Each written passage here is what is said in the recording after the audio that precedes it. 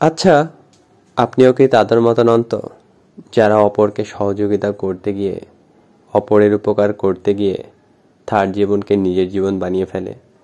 মানে তার জীবনকে এতটাই প্রভাবিত করে, তার জীবনকে এতটাই নিজের মনে করে, সে যা করে সেটাকেই নিজের জীবন ভাবে।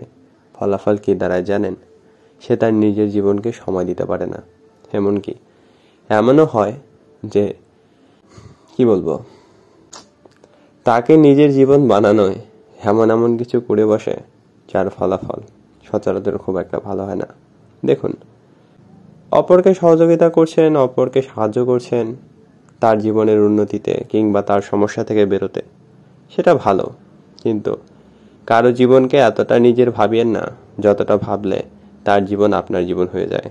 কারণ বাস্তবে তার জীবন আপনার জীবন কখনোই হবে না, হওয়া সম্ভব না। যদি ভাবেন, যদি মনে করেন, তবে ঠকবেন। এমন ঠকবেন যে আফসোস হবে এটা দেখে, এটা বলে, যে আপনি আসলে যাকে নিজের জীবন বানিয়েছিলেন আসলে সে আপনার জীবন না।